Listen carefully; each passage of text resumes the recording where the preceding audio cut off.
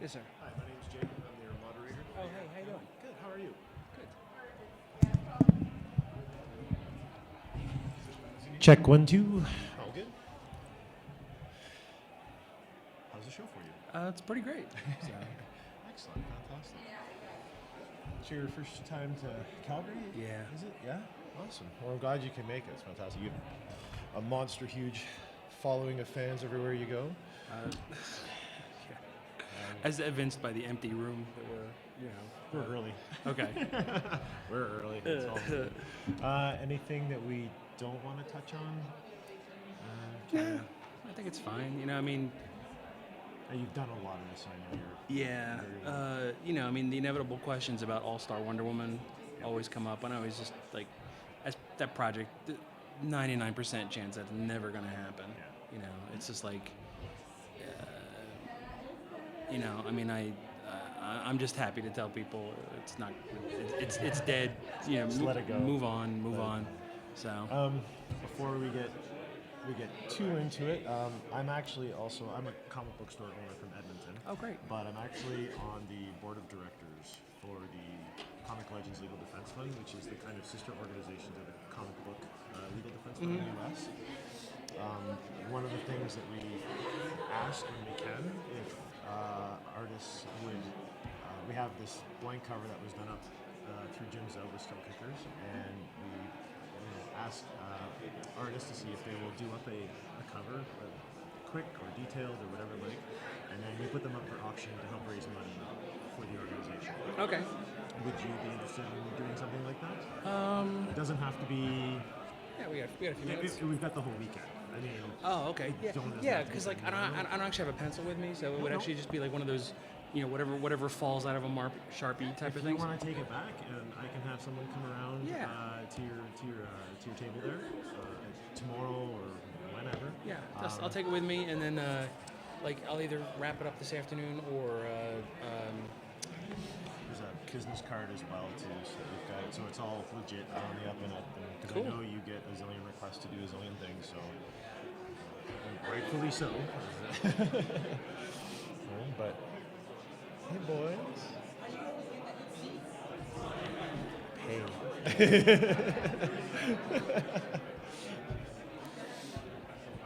What's going on in the next room? It sounds like a crowd. I do not know. I think that room is a screening room, so I think that's where they're showing a lot of local and independent films. I'd have to, because that doesn't sound natural. Yeah, that actually sounds like a recording of a crowd. It's like a scene from Spartacus. Have you done other shows in Canada before, like Toronto, Vancouver? Yeah, I've done. Montreal. Centuries ago, I did a little show in Windsor. Which actually is not far from where I was born and raised. Oh yeah? Yeah, I'm from Chatham, which is just outside. That's right. It's just a little further up the little absolutely. little hook there. We call it. Oh really? Yeah. Well, see, at the time I was sort of ignorant about the geography, so we're staying at this. All the guests were staying at this Holiday Inn right on the river, and it was a beautiful night. We could open your double doors and look out over the river, and there were people in boats having parties and stuff, and we're sitting there, and somebody's having a party that's way too loud, like really loud music, and we're like, oh, that's really kind of rude, and we look out the thing, because it's like 9, 10 o'clock at night, and like nobody in the boats is having any kind of party, there's nobody with any kind of speakers, and we look up and we realize that all the noise is coming from Detroit. And me and this, they put a bunch of us together. So me and this other artist, Mark Nelson, we were like embarrassed to be Americans because we wanted to call America and say, please turn Detroit down, because they were having some kind of Motown festival at Tiger Stadium, and I was like, oh, this is so loud. But no, I've done the Toronto Fan Expo a couple of times, and but this is my furthest incursion. Do you do any private bookstore signings or anything like that? Not as many as I used to. Are you open to the idea? Our store has a 15-year anniversary coming up next year. We're always kind of looking for really cool and. Give me the information. My wife handles all the travel and appearance arrangements. And we're more than happy to pay for it because we know more people. Nobody travels alone, so we understand that there's. That's our store up in Edmonton, and we've won many awards, including, well, actually last year we picked up an award for a global or international award. We got the Diamond Award for Best Kids Section. Oh, really? We have a very large section in our store. It's dedicated to kids. Big, bright, colorful, custom-made fixtures and stuff. So we actually, try to round out our store as nicely as possible. And we do a lot. So, but yeah, we'd be kind of looking for. We're always kind of looking for. We try to do a lot of stuff for our fans. Like this year, we're expecting about 2,000 people on Free Comic Book Day. Wow. And that's usually around. Well, our incorporation date was like May 9th of '99. So we kind of when we have our big anniversary dates. We try to step it up a little bit more, but we do a lot of different stuff. Okay. I'm installing a tent in the back parking lot of our. Talking to all my neighbors, like, yeah, you remember last year when the store went crazy? Yeah, it's gonna be bigger this year. So. The only reason why I've shied away from store appearances is they always kind of like there's a bit of a mad rush at the beginning. Yeah. I really can't sketch at shows anymore, just because too many people want them, but also too many people want to talk. They want to show me their portfolio. They want to like ask questions, and it's like I can't do both at the same time. Yeah. We would do it. It would be like you would be one of several guests. Oh, sure. And we would arrange it. Probably, we just had you signing. We would maybe raffle off a couple. Say like Mr. Hughes will do 2 sketches while he's visiting us, so we'll raffle off 2 as part of our contest thing. And usually when we do stuff like that, it's always we incorporate charity for it. So for the bigger raffles, it's like you have to make food bank donations, and then you get a raffle ticket, and you could enter into the draft. And then we would do some stuff, and we would work things to make it worth your while for a good cause, and not purely just for business benefits. Sure. It's for our customers, and anything we do for our customers, we try to make sure we work it back into the community, which is why I do legal defense fund stuff, and we do lots of charity stuff. We were close with the food bank in the city as well. It's just I've had more often than not, it always kind of trickles down by the end of the day. People walk in and they don't know who you are. They're just coming to the shop, and they're like, "Oh, are you like a caricature artist, or like do you do T-shirts?" And it's just kind of like, Yeah, we would certainly. It would be part of a bigger thing. And, well, yeah, I mean, it's pretty big. I've got something set up for Free Comic Book Day next week, and it's Which store? Heroes Aren't Hard to Find in Charlotte, North Carolina. I've been doing the Heroes convention, Heroes Con, since '89. So I'm good friends with the people that own the shop, and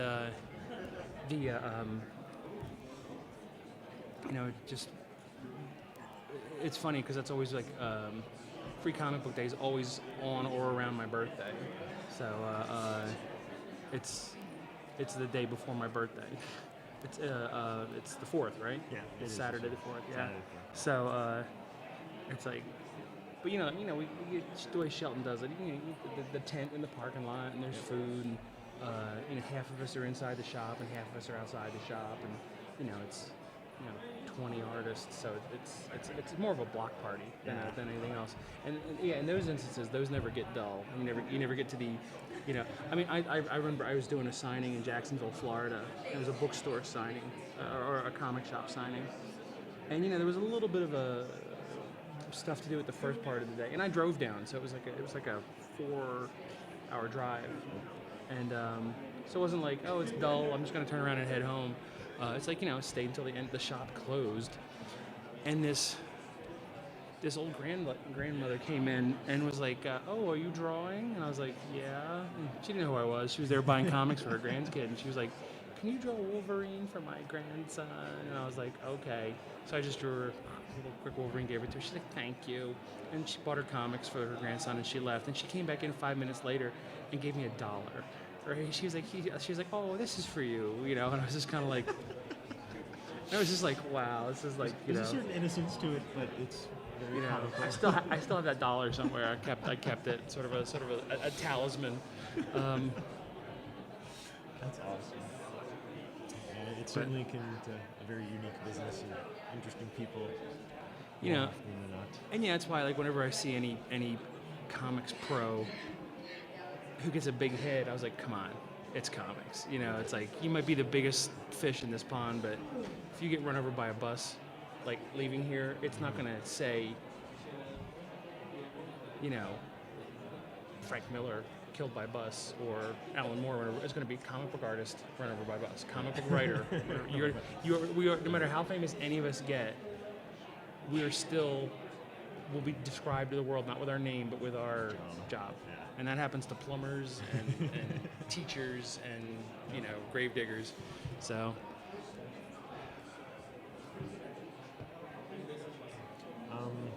You want to open with anything specific? I was kind of leaning towards a Watchmen question. I don't know if you want to kind of open with anything. No, it's, you know, I find that you know, like on a big panel with a bunch of people, I just sort of like, you know, will let any of the, you know, the alphas in the group, you know, just lead off. But I'm terminally allergic to being stuck on a panel that's dying. So I'll actually like take the microphone into the audience. I'll start making stuff up, anything to keep it, because it's just like going, oh my God, this is going to be the worst 45 minutes of my life. Usually when it's just me, I'll just say, hey, it's me, you know, what do you want to know? You know, it's like, you know, I could do a brief description of what I've done, but you assume that it, you know, it's kind of like it's kind of like spoilers in a running commentary on a DVD or Blu-ray. It's going, if you're listening to this, you've probably already seen the film, you know? Yeah. Yeah, if you just want to run with it, we can do that, or I can help set the wheels in motion, whatever. Ready to go? Ready to go? All right. All right, everyone, we're going to begin here in a moment. And that moment has passed. All right, thank you very much, and welcome everyone to the, is it Adam Hughes. That's Adam Hughes panel. Obviously, you are all here because you're all fans, and rightfully so. And if you have any questions, Mr. Hughes is just going to basically open the floor immediately, or unless you'd like to start with an anecdote. Yeah, yeah. Start with my my mission statement for all of you. I would never do that to any of you. I'm so sorry. But it's funny when you had a little fun with my name there. Hughes is a Welsh name, and it's apparently in the top 5 or 6 most common names, and yet I find it mangled and mispronounced everywhere I go, especially when I go to other countries. And more often than not, people will pronounce it Mr. Huge. And being a gentleman of size, it's, you know, never fun being called that. If it's a cute girl, then I run with it, and, you know, it's like, why, thank you, madam, you know. My wife is never thrilled with that, but, and it's funny, my wife, I'm married to Allison Sohn. She's an artist in her own right, and we got married 2-3 years ago. And as we were going up the steps, we just decided to do it like a local justice of the peace kind of a thing, you know. And we were going up the steps to the courthouse to, you know, sort of take care of the business of being married. And she said on the 3rd step, oh, what about my name? And I was like, now is the time for this consideration, you know? I mean, we had a panic attack an hour earlier at home going, are we supposed to have rings? Or is the judge gonna have like a bowl of them? You know, like, you know, like, do we get to, oh, that one fits. So we actually got married with replica 1 rings from the Lord of the Rings. Hers was a little plastic one that was attached to a Lord of the Rings bookend. Mine was like this, you know, $150 from the Noble collection, you know, and we got married with like 1 rings, you know, which sounds like Lone Rangers or Lone Gunmen if you think about it. So I thought with the ring thing, we were all of the details were settled, and she goes, what about my name? And I said, well, you know, your name's Allison Sohn. You've established yourself as an artist named Allison Sohn.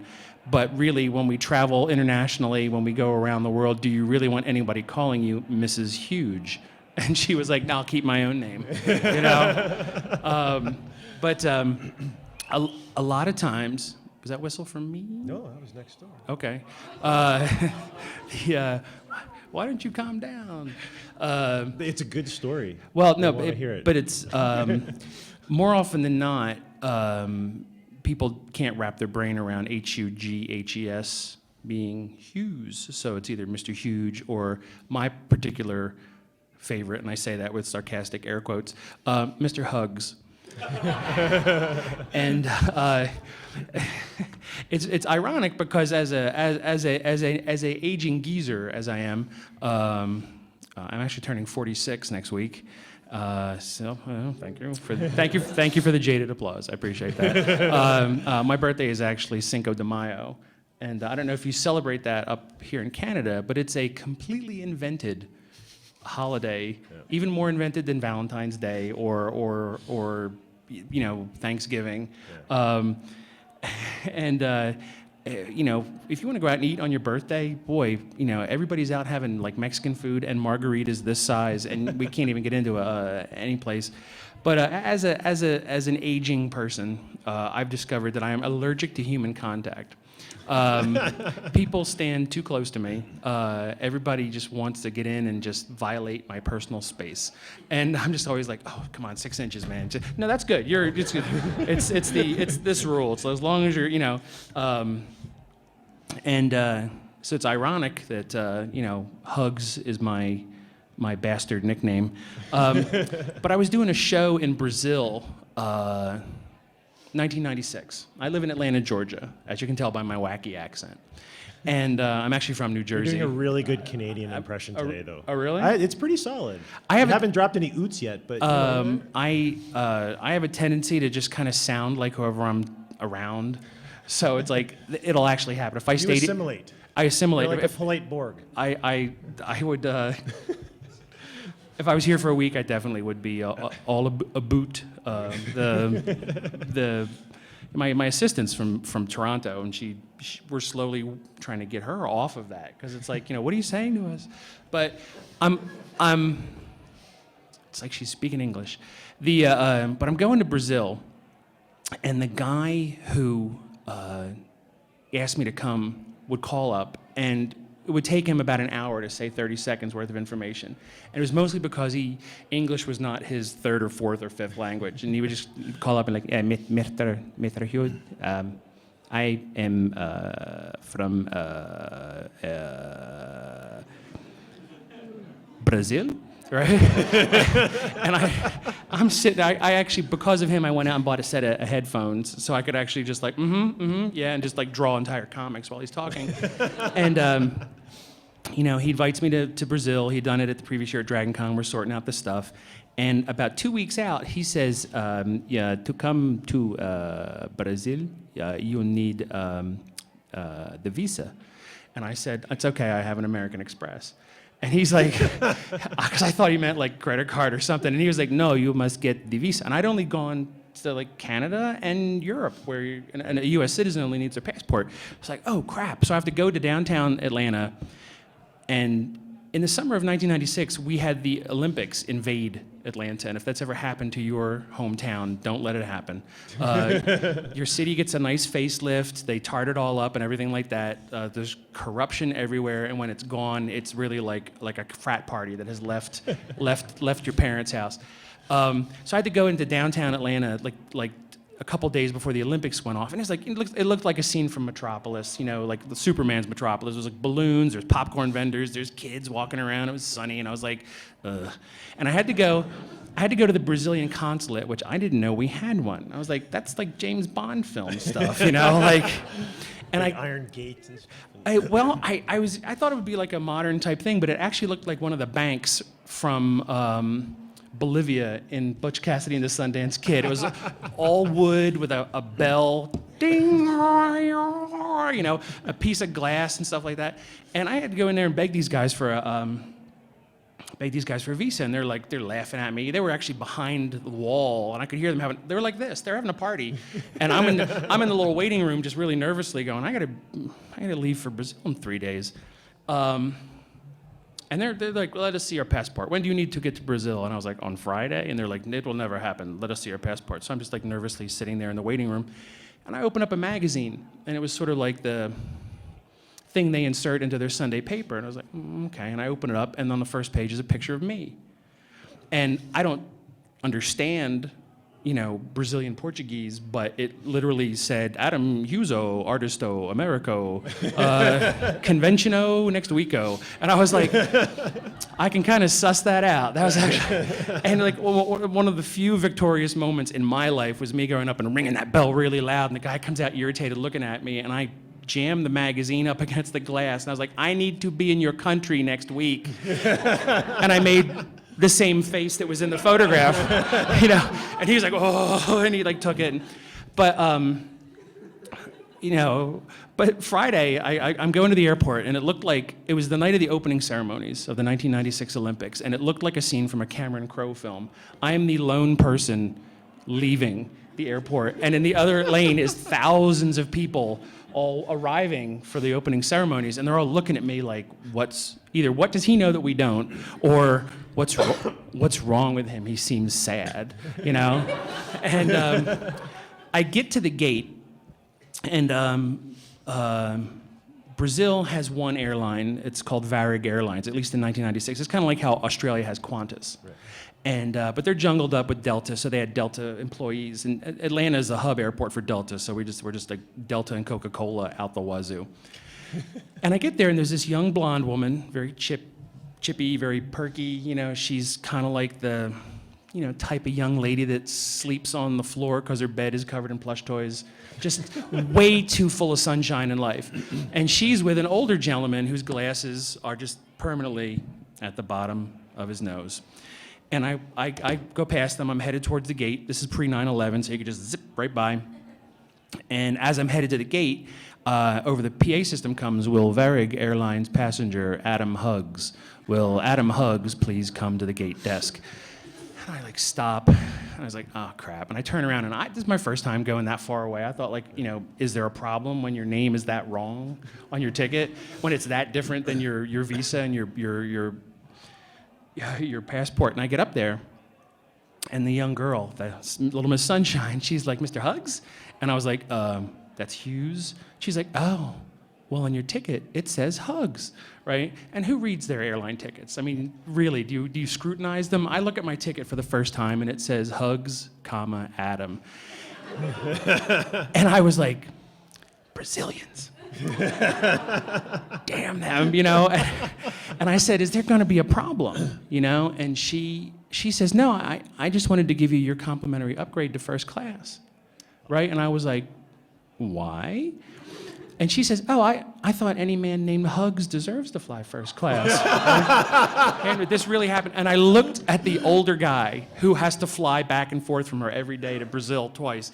And he looks at me over his glasses and throws me this withering stare that says, yes, sir, that's the only color that comes in. And I was just like, okay, I'll take it. And she said, well, enjoy your flight, Mr. Hughes. And I said, it's Hughes, and I'm changing it when I get back. So that's my opening statement. Delightful story.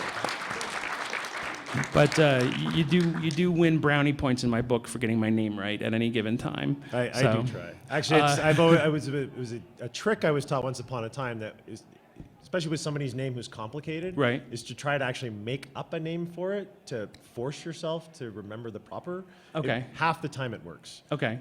Yours is, I thought, a very simple name, which is why I was able to have fun with it. All right. I'll have to try that with Bill Sienkiewicz sometime. Try that. But, okay, you've heard my wacky stories. If anybody would like to know anything above and beyond my name problems, I'm glad to talk for the remainder of our time together. I don't have a lot of knock-knock jokes. I don't have that many anecdotes. So I have a standard question to maybe just kind of get the ball rolling. Your very first published piece of professional comic work, what was it, and how did you get the job?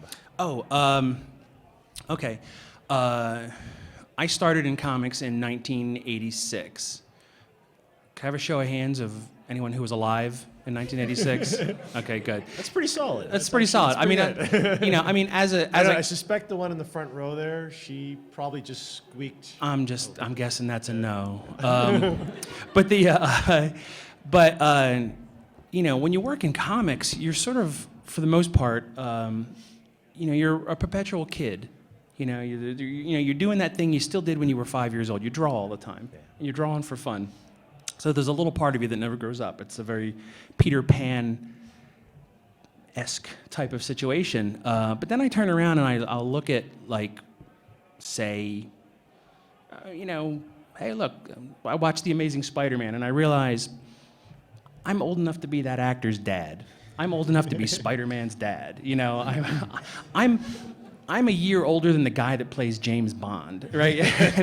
and that wrinkles my brain and that hurts, And when people talk about oh, wait, how did you get into comics? It's like, well, I have to describe for you the 1900s. Let me take you back to the late 20th century, because I'm just assuming, well, everybody was there. They remember it. Like, no, there was no internet. There were 3 cell phones, and they were big. Yeah, there were those big X-Files bricks, But back in the mid-'80s, in comics, but I don't know if it was all over the world, but at least in American comics, there was a large black and white movement in comics. That's where the Teenage Mutant Ninja Turtles came from. Anybody with $2,000, a pencil, and a dream could publish their own comics, because apparently the thing that breaks the back of any publishing venture is color. Yeah. So there was tons of black and white comics. And what that meant was it was real easy to get a job. You could be terrible and still get work, because there were so many writers out there who had great ideas, and they had that $2,000, and they were looking for young, fresh-faced kids to draw their stuff. I was working in a comic shop. I'd been out of high school for about a year. And did anybody here remember Comico, the comic book company Comico? It's where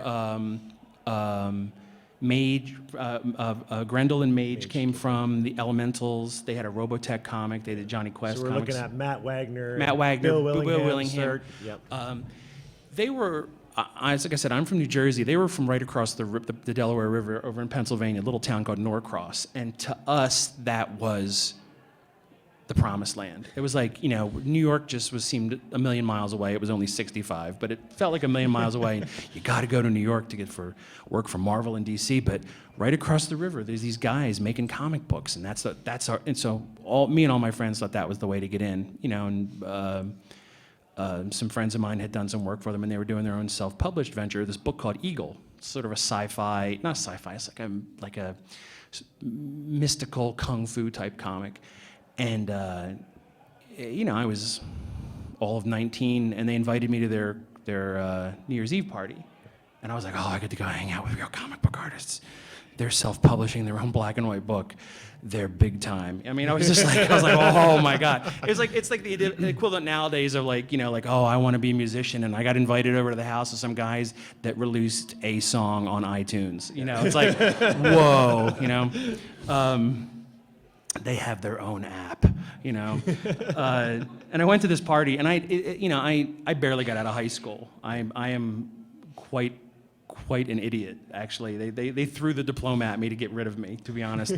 And I don't have actually what the United States considers to be like a real education. Okay. Yeah. And so I said, all right, well, I'm going to give myself 5 years to get into comics. 5 years of struggling, practicing, making connections, blackmailing people, whatever it takes to break into comics. And that was my New Year's Eve resolution for New Year's Eve 1986 at this party that these 2 artists were putting on. And right before midnight, they said, hey, do you want to do a pinup in issue 6 of Eagle? And I was like, well, that was easy. I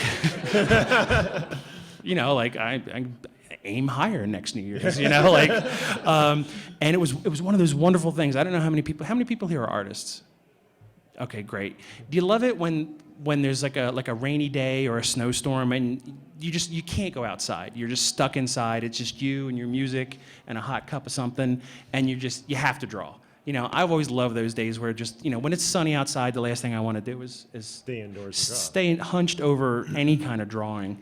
It's like, oh my God, there's sunshine. I need that. Vitamins. I need. It's like Superman has taught me we need sunshine. But that night it snowed, and there was like 1.5 feet of snow that just blanketed New Jersey. So I just was snowed in, and I did my pinup, and I did it in a day. It's the fastest I've ever drawn in my entire career. It's all been downhill since that first day. And that's been well documented. Yeah. So it was like, it was just this real, like, I guess I'll have to come up with a secondary backup New Year's resolution, like, lay off candy, I don't know, something. And it was like a few months before I got my next assignment, but... you had the connection at that point. Yeah, and I got my most regular string of work by showing my stuff at conventions, like coming to shows like this, bringing your portfolio. If you're lucky enough that if you're at a show with like a lot of the publishers, that's great because you can get a critique from an artist like me, but I can't give you work. When people come up to me with their portfolios and I say, "Wow, your stuff's really good," and they go, "Are you hiring?" And I go, "Do you clean toilets?" Like, I don't have any artwork for you to draw, but like, Need someone to cut my grass. Yeah, exactly.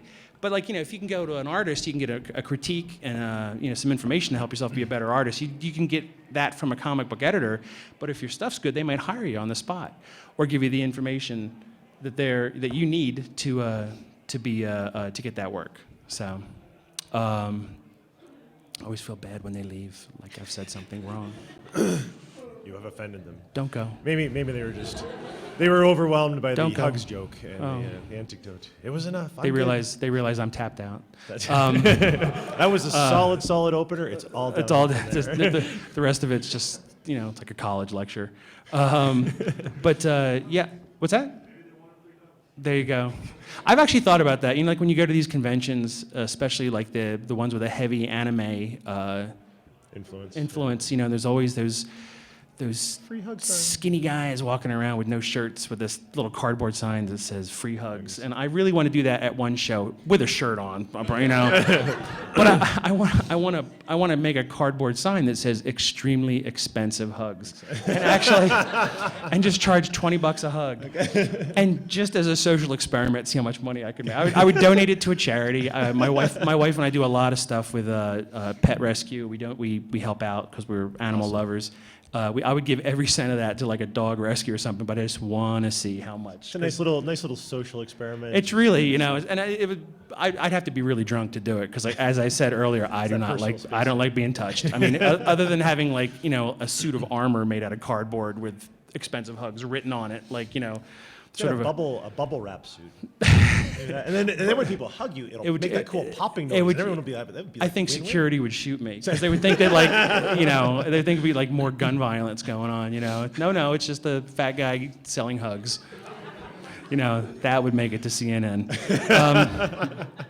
They're right at your back door too, aren't they? Unfortunately. The recent the Boston Marathon bombing. We were watching that, partly because it's news, but they were holding a convention.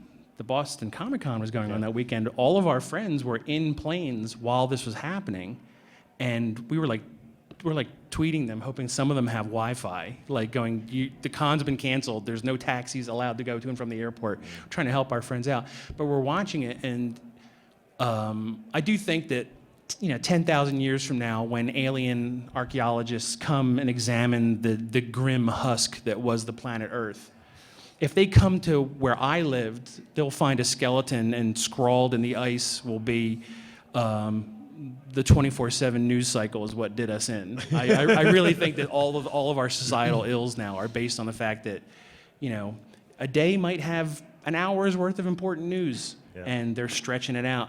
To fill 24 hours. And my wife and I just sat and watched the train wreck that CNN has become trying to cover this, and it was like,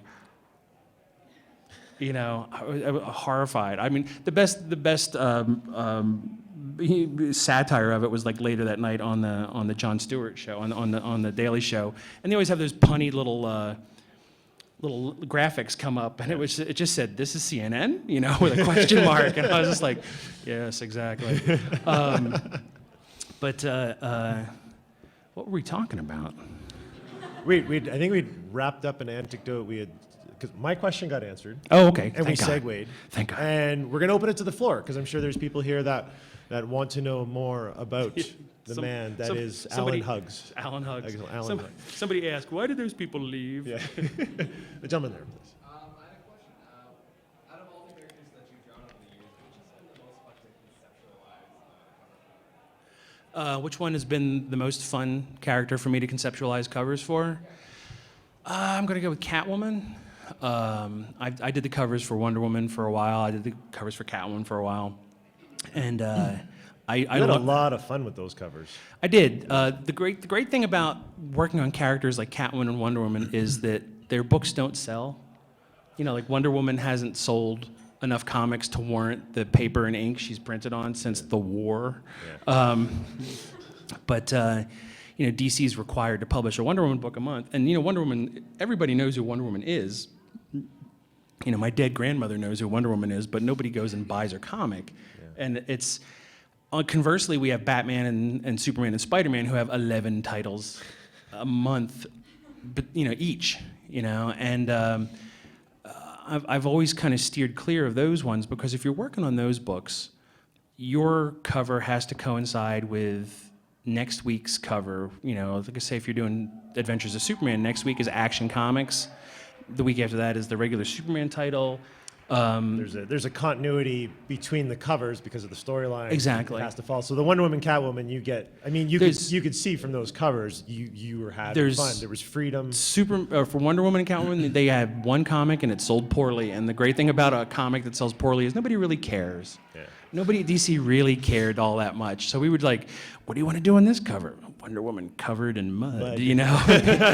So that one was pretty memorable. Think anyone will notice? No. And I always call that one Wonder Woman versus Mexican food. But like, and you know, normally, like you do a cover, like at DC, you hand in a couple of sketches, and you know, art directors will look at it and they'll like, do that kind of stuff. Catwoman was under the axe for like I'd say the last 16 issues of her run. They were like, my art director said they're going to be canceling Catwoman because she's going to be going over into this book, Gotham City Sirens. Gotham City Sirens, which was originally, when they told me about it, was called Bad Girls of Gotham. And I was just like, Bagog? Like, because people are just going to call it Bagog, you know? But Gotham City Sirens is a double entendre, so it's good. And so they were like, Catwoman's going to be canceled at some point. And I said, well, when? And they're like, we're not sure. But any time, you know, you've got a loved one who's in the hospital circling the drain, you know, you're like, well, you don't know how much longer Grandpa's gonna last. You've already mentally kind of said goodbye to Pop-Pop in your head, you know? And they didn't give a crap what we did on those last year and a half of Catwoman covers. And it got to the point where they weren't even asking me for sketches. They were just like, hand something in on the 28th, you know? And I was like, can I have Catwoman, like a butt shot of Catwoman when she's spray painting, like her like she's tagging the Gotham City like police precinct? They're like, we don't care. You know, I was like, so it actually was kind of fun, you know?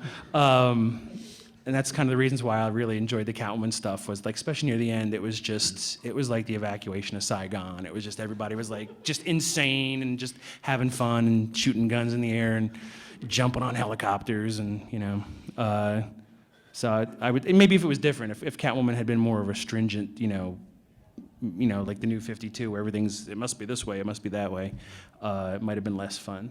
Conversely, then, what was probably the most rigid cover? Like something you had to, you submitted the sketches for and they kept getting rejected, or did that ever occur to you? Batgirl. Batgirl? I did the first 6 issues for the New 52 Batgirl comic, and that was, you know, it's just everything you submitted was like, nope.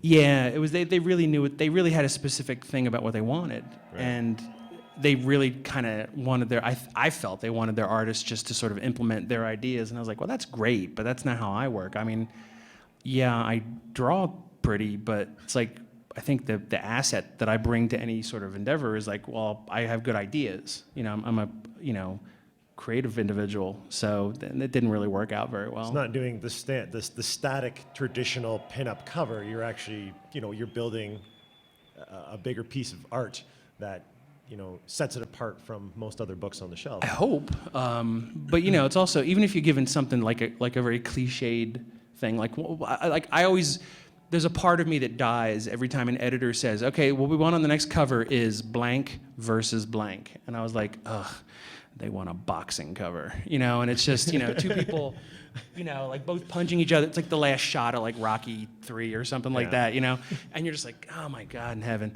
And, but even when you're given something cliched like that, you go, well, maybe I can do something with it that's never been done before. Maybe play with it. At the very least, you can make fun of it. That's one thing I've learned in my life is that if you can make fun of something, you can get a lot of mileage out of it. And I couldn't even get to make fun of this stuff there. So there was one Batgirl cover, I ended up handing in 7 sketches. And it was just like, that's too much for just one piece. One girl in a cape jumping off of a building. Yeah. It's like, that's too much to do, so. That's good. Any more questions? We have lots of time. Help you me. have lots of questions. Help you should me. have lots of questions. Oh. Well, the one at the back shut up first, and then we'll work our way forward. Yeah. Go ahead. Can you tell us about any upcoming work you have? No. That's because technically he's unemployed right now. So. Actually, ironically, the only time I ever was unemployed, and I said this in my book, my coffee table book, that when I was doing Maze Agency I will answer your question though. When I was doing Maze Agency for Kimiko, and Kimiko imploded in the winter of the early part of 1989, they called me up and said, stop working on Maze Agency. We lost another one. Goodbye. Okay. Do you want me to wait? Oh, no. It's Okay. It's good. We're recording this, so you'll be able to catch up when you come back. But Sorry. I'm such a smart ass too. I'm my mother's son because part of me wanted to go wash your hands, because that's the sort of crap my mom would say.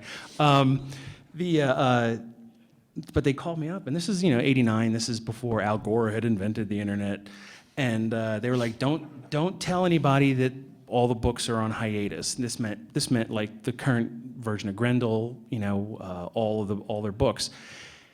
And I was like, why? And they said, well, because we're having trouble finding some of them on the phone, and we don't want them to hear about it secondhand.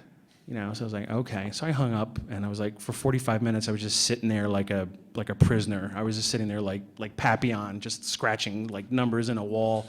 And I was like, wow, I'm out of work. I better go learn how to retread tires or something. And I got a call from DC Comics 45 minutes later offering me Justice League. And I was like, how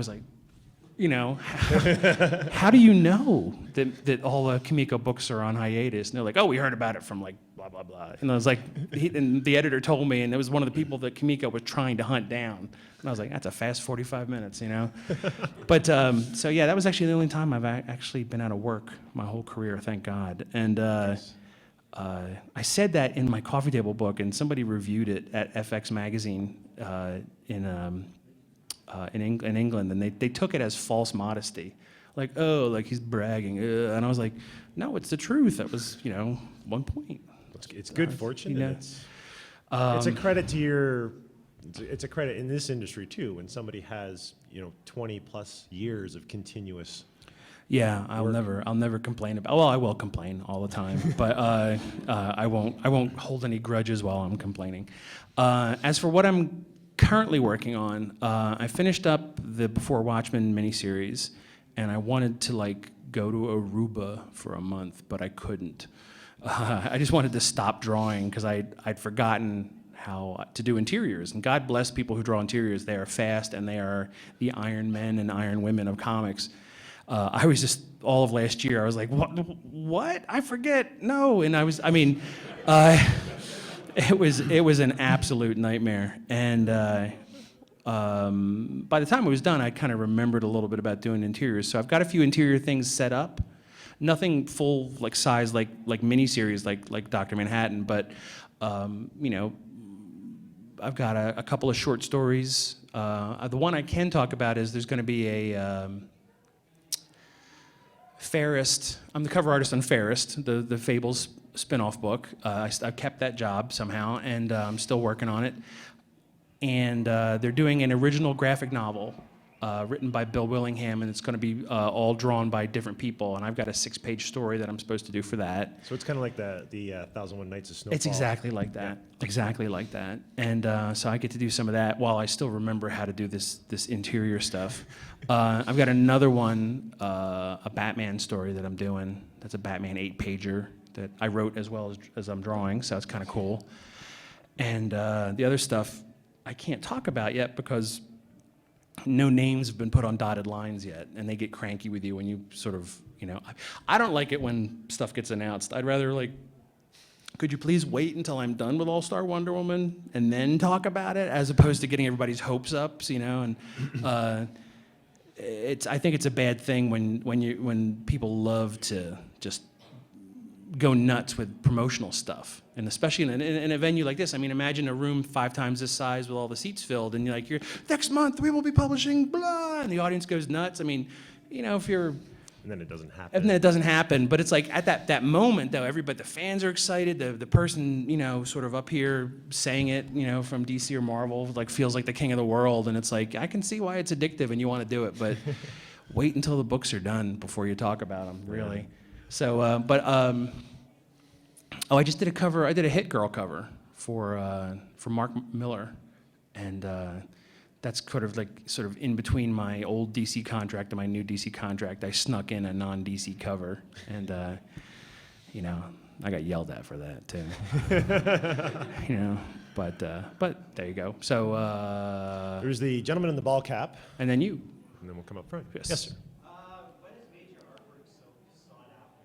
I've been to conventions before you stopped taking sketches, and literally seen people running to your table, auctions going for so high. What do you think made your artwork? I could probably answer that. It's Okay. pretty. Oh, okay. I would It's just pretty, and there's not a lot of it. I think it's one of the things. It's one of the only benefits of me not being very prolific is that I think every artist, every film series, every book series, everything's got a shelf life. They've got an X amount of exposure that the public is willing to sort of swallow. Like this panel, for example, it's like 45 minutes might be enough. Imagine if it was 9 hours. You'd be going, I'm kind of done with Adam Hughes and his nonsense, And, and the thing is like a lot of times your personal shelf life as an entertainment entity can be chewed up by other people. Like, I think that if Jennifer Aniston wasn't on the cover of People and Us magazine every week, people wouldn't be sick of her and her movies. It's like they'd still be going to see her movies because they're like, oh, I really enjoyed that Friends TV show. Oh, look, one of them's making movies. But the fact that their antics of their personal life are being exaggerated and invented by these tabloids, you get kind of tired of it. Or you got maybe a guy like Jim Lee, who, let's say Jim Lee has the public wants to see 300 comics from Jim Lee. Yeah. They want to see 300 comics, and when you get to 301, they're like, okay, we're done with Jim. What does Jim do if 3 other guys start drawing like him? His shelf life is being, whittled away by other people who are sort of using up his space. Can I jump in on that?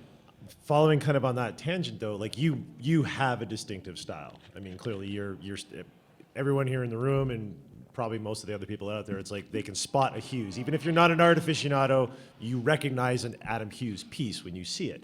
Over the years, have you seen people kind of creeping in on your style, doing your thing? Because again, you don't have a massive body of work, so I mean, there's not a lot of it out there. So that kind of leaves the door open a little bit for people to come in and borrow a little bit of that Adam Hughes style. I mean, there are some people. I mean, I'm influenced by my art heroes, and there are people who've admitted to me that they're influenced by my stuff.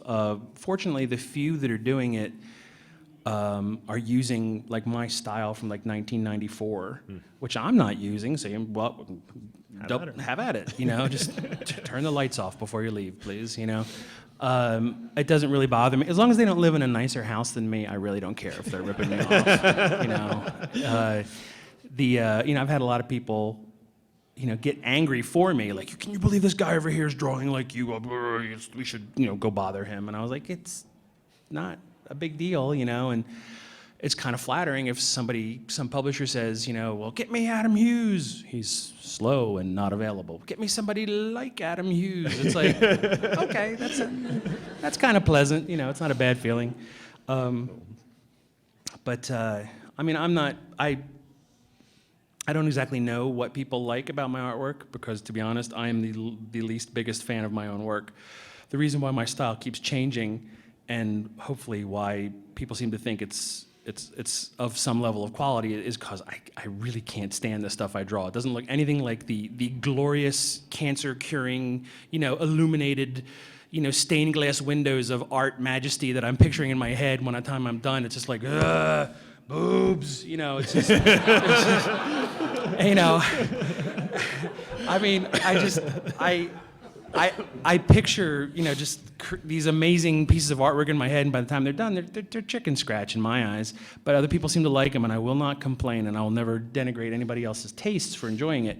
But I think if I actually had a very good idea about what people truly liked about it, that might be a bad thing, because I might have a temptation to exploit that. You know, like, oh, you know, and you could all sit there and say, yeah, he likes sexy girls, stuff like that. I would be drawing that even if I wasn't a professional artist. I've just always been a fan of good girl art and women in general. So, you know, some guy came up and asked me, and it's like, oh man, you know, like, you know, drawing, you know, women, how do you get good at that? And I was like, here's the secret, you know, just draw what you like. You know, Bernie Wrightson's great at drawing zombies because Bernie likes the living dead. You know, that's what makes his world go around. That's what curdles his cream. He loves it, so he draws it all the time. I've just been fascinated with beautiful, strong women ever since I was a kid, and that's just what I've tended to gravitate towards drawing. And, you know, got lucky that there was at least one profession out there that required it. You know, I mean, I can't. You know, otherwise, a lot of it. Yeah, but yeah, I mean, you think about it. If there wasn't like a comics industry, I would be that creepy guy at the end of the block. You know, like, have you seen what he draws? We got 5 minutes, so we have the gentleman up here had a question. Blasted through. Yeah. Just wondering if you could speak to some of your influences, particularly with development style, coming from, say, something like Batgirl to the new Ferris covers, which are really different. Oh, talking about my influences? Well, I always was fascinated by Mobius, the French artist, Jean Giraud, right? And the fact that he seemed to have 11 different styles. And, you know, somebody told me, and I don't know if this is apocryphal or not, that he was actually ambidextrous and could draw with both hands. And Really? yeah. That's disgusting. Yeah, I mean that's somebody getting in line and double dipping, you know. I mean, but apparently, like, you know, he sometimes for like one particular style he would draw it with his right hand, but if he was drawing Blueberry, he would draw with his left hand. And I don't know if that's true or not, but it sounds awesome, you know. But I always just love the idea, and you have to think about this in a practical sense. That as a professional artist, I have to sing for my supper, you know. I have to be able to offer clients, maybe not even comic book clients, a variety of styles, so that way I have the best chances of work. If comics dried up for me tomorrow, I'd have to go into some other art field and hopefully have not just, you know, hey, look, I can draw people in their tights and underwear jumping off of buildings. It's kind of like the Peter Davids always says that he's not a comic book writer, he's not a novelist, he's not a screenplay writer. He's a writer of stuff. Yeah. And being able to do lots of stuff allows you to get lots of work. And yeah, and he's exactly right. I think it behooves a creative person to at least have the ability to jump around like that. So when I'm doing something like Batgirl, I will approach it with one particular style, going, well, this is what the material's like, this is what the assignment calls for. And then something like Ferris, where I have a much freer hand, I can sit there and go, oh, okay, well, you know, I could change it up every 6 issues. Every 6 issues of Ferris is a different arc, focusing on a different fable. So, you know, we've talked about like every 6 issues having a completely different art style. You know, we're still trying to implement that. Unfortunately, Dr. Manhattan got in the way of like my loftier ambitions for the first year of Ferris. But as far as my inspirations, I mean, there wasn't anything on Batgirl. On Batgirl, it was just run on pure instinct and what I'd learned in 20-some years. But like on Ferris, I'm working on a cover right now where I'm looking at a lot of Maxfield Parrish. You know, Maxfield Parrish is the sort of the mood that this sort of particular cover requires. I have to do a shot of the farm, a wraparound cover that's actually the farm with Rose Red and Snow White. And I was like, oh, okay, I just need that sort of dreamy fairy tale quality, you know. When you see the cover for Fairest 15 next week, actually, it's coming out for that one. I was very influenced by J.C. Leyendecker for that. So it's just, that's the nice part about that gig, is I can sit there and go, oh, you know, oh, this Hershey bar wrapper that I'm currently eating, wow, that's giving me ideas, you know. And, you know, the nice thing about the Ferris gig is pretty much nothing is verboten. They really like just ideas coming from left field and influences and different art styles. So, I think on that note, we're wrapping up here. All right. Well, thank you all very, very much. I hope you enjoyed the panel. Take it up for Mr. Hughes. So do remember, you can go visit him at his booth. If you do decide to give him $20 for a hug, please bring a large sheet of cardboard to put between you and him. And yes, please go visit his booth, find his artwork. You can find tons of his comics throughout the venue, and enjoy the rest of your weekend. Thank you very much, folks. thanks, folks.